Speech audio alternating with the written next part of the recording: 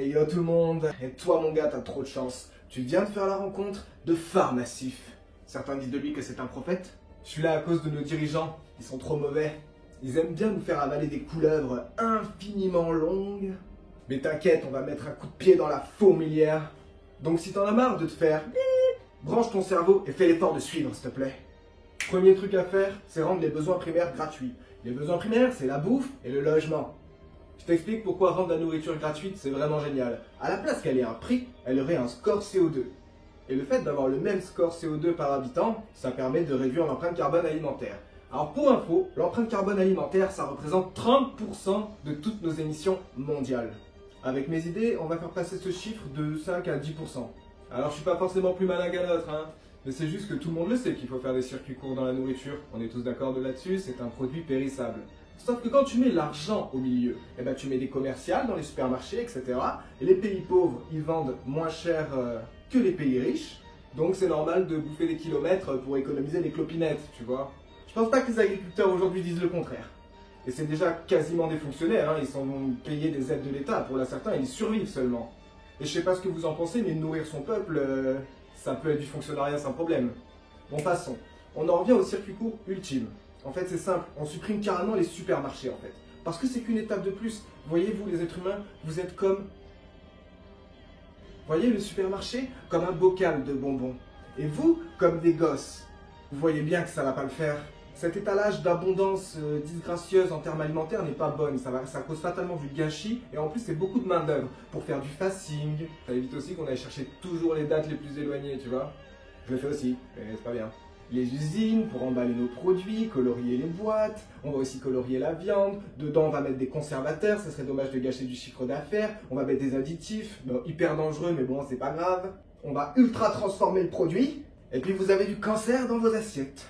Et encore, on est en France, dans certains pays on peut carrément appeler ça du poison. Hein.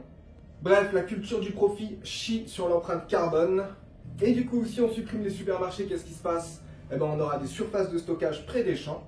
Près de ces surfaces de stockage, on aura des artisans pour sécher ou fumer la viande, pour mettre dans des bocaux le surplus de légumes et de fruits.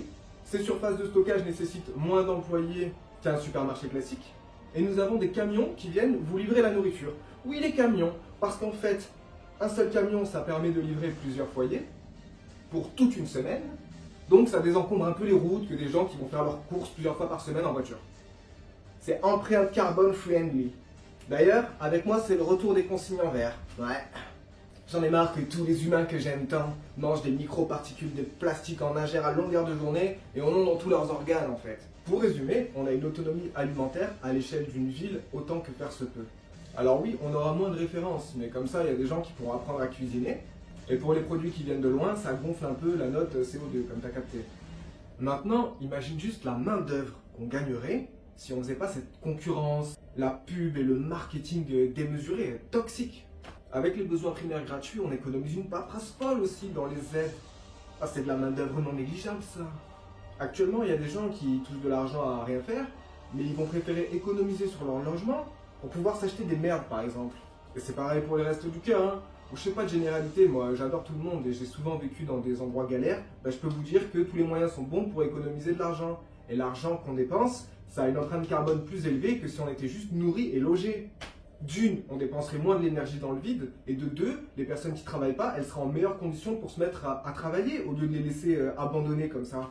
Pour finir avec l'alimentation, avec ma méthode, on a tous le même pouvoir d'achat. C'est fini de faire des gammes dans la nourriture. Pourquoi les riches mangeraient de la bonne qualité et les pauvres s'empoisonneraient? Bref, le haut et le bas de gamme dans la nourriture, c'est indécent. Tu vois, si on régulait un peu la viande, bah ça serait festif quand on en mangerait. Je dis pas que ça serait hyper rare. Mais par exemple, si toi tu kiffes le bœuf, bah t'en auras moins que si tu veux du poulet. Parce que le poulet, ça pollue moins. Je pense à toi, Renoir. D'ailleurs, fun fact, il y a 1000 milliards de vaches. Laissez expliquer à Bayrou ce que ça fait 1000 milliards de vaches. En équivalent CO2, ça fait ce chiffre. Si tu fais partie des gens qui trouvent que c'est logique de réguler les produits les plus polluants, alors tu fais partie des gens qui aiment plus leurs enfants que le droit de manger de la viande à chaque repas. Non, parce que c'est bien beau d'aimer ses enfants, mais il faut aussi faire les actes pour qu'ils aient un avenir. Mais c'est aussi bon pour notre santé. Par exemple, regarde, le fromage a quand même son petit score CO2, pas grand chose. mais c'est aussi un aliment qui est super mauvais pour la santé, notamment quand tu es déjà adulte. Donc ça fait pas de mal d'en manger un peu moins. D'ailleurs, quand vous mangez une viande industrielle, c'est mauvais pour le corps parce qu'elle mange plein d'aliments ou graines clonées, OGM. Mais cette digestion, elle se fait aussi d'un point de vue quantique. Ça veut dire que vous allez digérer toute sa souffrance. Tu vois, la bête qui a jamais vu le soleil de sa vie là, eh ben, tu vas digérer toute sa souffrance d'un point de vue métaphysique. Et ça, c'est dépression, bonjour, karma instantané. Alors pour finir avec l'alimentation, le fait de se faire livrer, c'est aussi pratique pour s'échanger les consignes. Comme je vous disais tout à l'heure, les bouteilles en verre, les bocaux, les cagettes en bois. Et par exemple, les cagettes en bois, quand elles sont trop vieilles, on peut s'en servir pour faire du compost. Et j'insiste là-dessus. Sachez que si on veut de belles productions, il faut redonner à la terre. Et en plus de ça, le compost, ça permet de faire du gaz. Alors avant, on l'achetait à la Russie, et puis ils ont acheté plein de bombes avec. Du coup, maintenant, on l'achète en Amérique, vu que les deux, c'est la porte à côté. Et bon, les Américains, ils vont faire plein de balles avec. Et aussi, vous savez, la poubelle normale, la poubelle noire. Et ben, si vous faites le tri du plastique, du verre, des trucs comme ça, en fait, dans votre poubelle noire, il reste plus que le compost. À quel point l'État est fainéant, stupide, comment sont nos dirigeants pour ne pas nous fournir un accès au compost normal? Et les éboueurs, à la place de jeter des sacs noirs, eh ben, ils feront quelque chose d'utile avec du compost. Et ça, c'est la faute de nos dirigeants.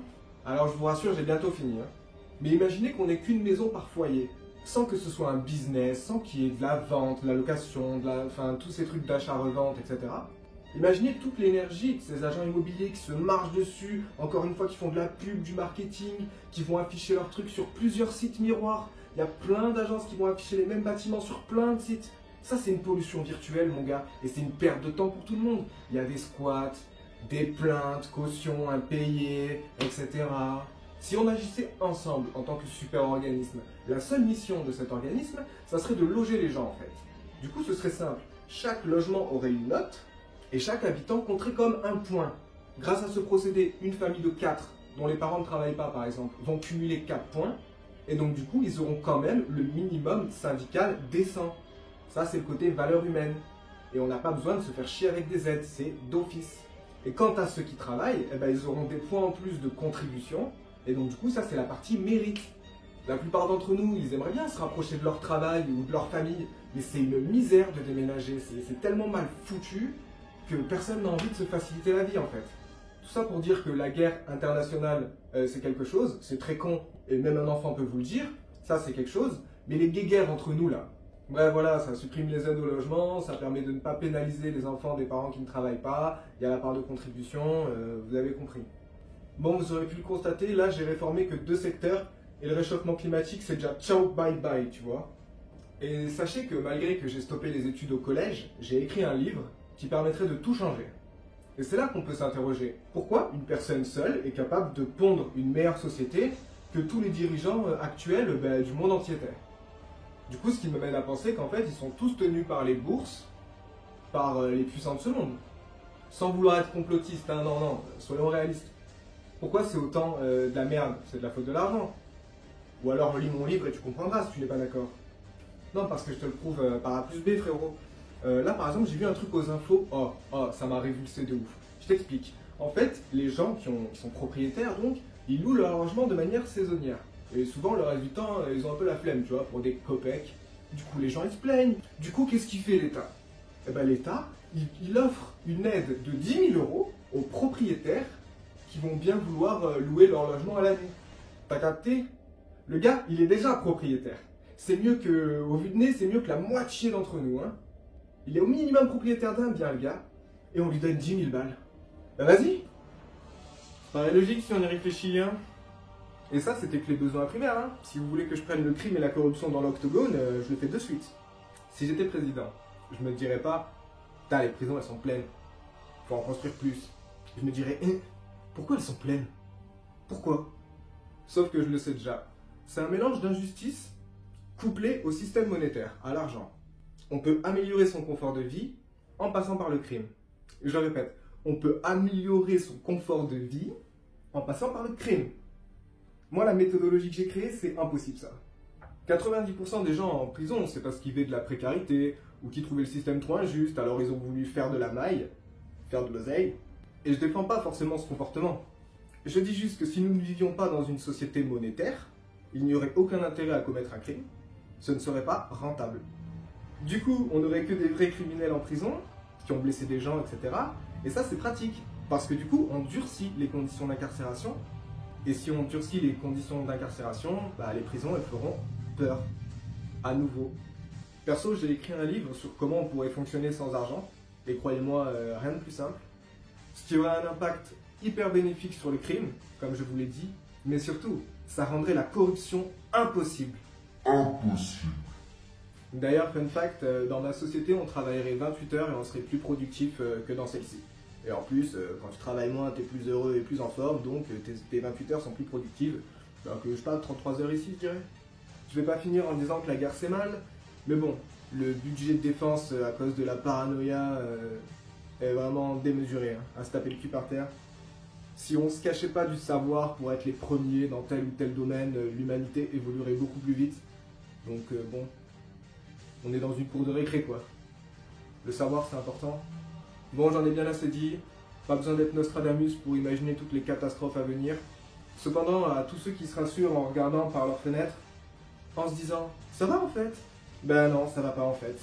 Si t'attends que ce soit le chaos sous ta fenêtre pour te mettre à bouger, on est déjà fini.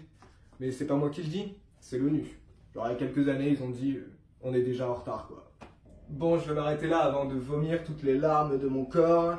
Sachez que dans cette vidéo, vous allez voir mon livre défiler. Et vous aurez tout le savoir nécessaire pour vous révolter ou je ne sais quoi.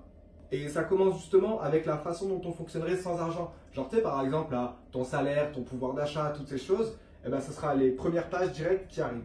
Et pour ceux qui n'ont pas envie de lire, eh ben, en fait je suis un peu rappeur aussi, t'as vu, multicasquette. Et donc du coup, tu auras quelques raps à moi, le temps que je puisse faire défiler toutes les pages de mon livre. Merci de m'avoir écouté la famille, force. Salut, moi c'est Pharmacie, j'assure plus que la massive, plus chargé qu'une pharmacie, je peux soigner mental fragile, fragile. C'est pas si facile, sauver vos culs passifs. Si vous êtes las d'écouter de la merde, je vais masser vos oreilles avec du nectar, une goutte d'or dans un océan de zèle. La société c'est comme le cerveau humain, elle n'utilise qu'une partie de son potentiel. Quand je te vois faire le malin, c'est d'autant plus malsain. Alors quoi, tu crois je suis bon qu'à clasher? Le savoir est une arme, je vais te calacher.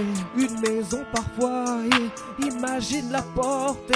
Suffit d'avorter la monnaie pour atteindre des sommets. Là notre heure va bientôt sonner. Pourquoi la masse est assommée? Pourquoi le mal ne fait que racoler? Je vous vois pas assez affolé. Lis mon livre, tu comprendras. C'est mieux qu'un cours de rattrapage. Coup d'état, bientôt tout sera.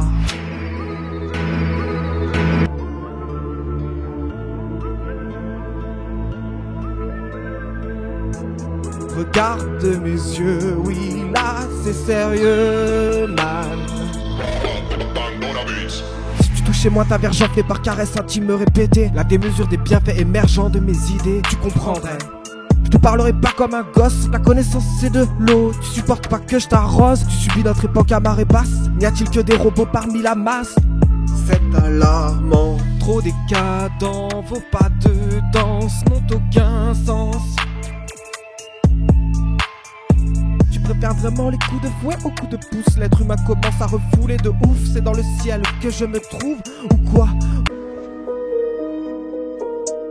À l'époque, sur l'autoroute, pare-brise remplie d'insectes, de la vie, des champs pleins de sauterelles. Ça, c'était avant le génocide. À l'époque, on vivait pas que dans nos grottes. C'est quand les enfants jouaient dehors, sans surveillance, et qu'on pêchait des poissons énormes dans l'océan. C'était avant le génocide maritime. Né dans une époque à marée basse, on rame parmi les sales tarés qui promotionnent vacances à l'étranger. Aller-retour dans la journée, ils sont démoniaques ou pas doués. Leur âme est sans doute allouée. Si l'avion crash, ce sera pas la faute des oiseaux. On a tout faux en vantant notre mental soi-disant supérieur. On n'est qu'un poison des plus périlleux. Soyez un peu lucide, sans notre instinct de survie, la plupart ce serait déjà suicide. Faut croire qu'on est en sursis. Mais quoi qu'il arrive, c'est pas si facile d'échapper à son âme. Quand on joue à l'âne, avec le compost on peut faire du gaz, de l'énergie, mais on gâche, c'est pénible.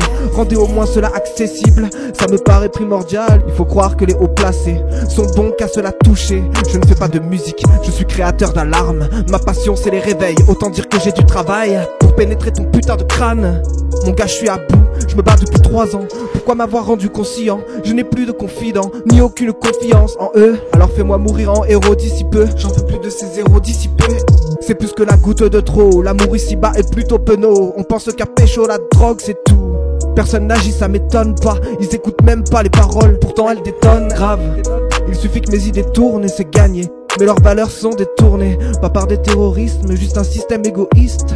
Que mes idées, qu'elles soient populaires comme prostituées. L'être humain n'est pas si conscient, s'il l'était, le malheur ne serait pas monnaie courante. C'est pas ta faute, non, tu suis juste le courant. À quel moment tu t'interroges, quand toutes les règles tu déroges? Pas celles des humains, non, celles de la matrone. Ou du bon sens, bon sang, on va le faire couler nous-mêmes, verticalement. Pour ne pas se louper, c'est tout bête, une avalanche de calmants si tu préfères. De toute façon, le monde est tellement rasoir, sous le règne du verbe avoir. Le bon sens, j'en fais des rimes, j'en fais des livres et j'en remplis des caisses que je distribue aux skegs dans la rue. Mais là je n'en peux plus trop ras le cul quoi. J'ai pas de temps libre, impossible de me divertir en sachant toutes ces inepties. Dieu, je remets en cause ton existence, comme rempli de méfiance. Je me sens comme un ange prêt à tâcher son insigne devant le premier abruti somnambule équilibriste que je vois jouer au funambule avec son karma.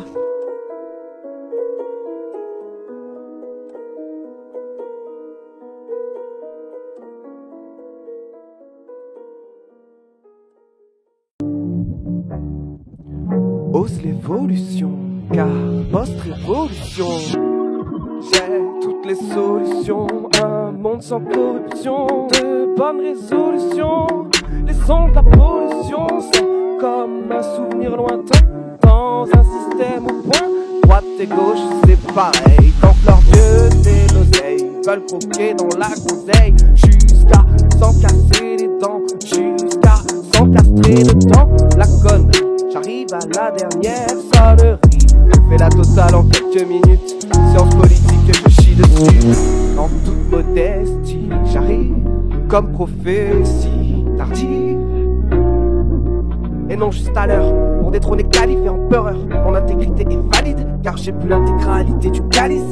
C'est infernal, cette pollution mentale ingérable. Elle me fait vomir des larmes. Un tiers de l'énergie part dans le vide. Dans votre système chaotique, il serait temps de changer d'optique, yeah. Choisissez ma société, le mal je l'exorcise. Un simple exercice suffit d'avorter la monnaie, au projet, le porter. Ce lien n'est pas là pour faire joli, pas là non plus pour le profit. N'hésite pas et profite de ma sagesse, t'enferme pas dans la paresse. Montrez-moi que vous vivrez encore dans cette lobotomie générale. Travaillez comme un corps dans une autonomie véritable, dur de se canaliser devant conscience euthanasiée. Dans le pire des cas, j'aurais fait du zèle, prouver que je suis différent parmi les zèbres.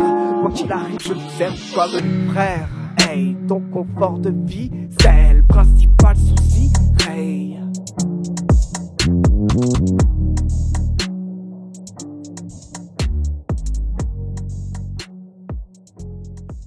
Parce que là, à l'heure actuelle, rien qu'avec les gestionnaires de patrimoine qui sont là juste pour rassurer les riches sur leur possession. Ah oui, alors moi j'ai 7 montres, j'ai 7 voitures, j'ai 18 maisons. Voilà, bon, rien que les métiers comme ça, avec toute cette main-d'œuvre, on pourrait faire des choses folles. L'argent est énergivore en lui-même. Pour qu'il tienne en place, il faut une armée d'employés, une armée de logistique qu'on n'a pas besoin en fait.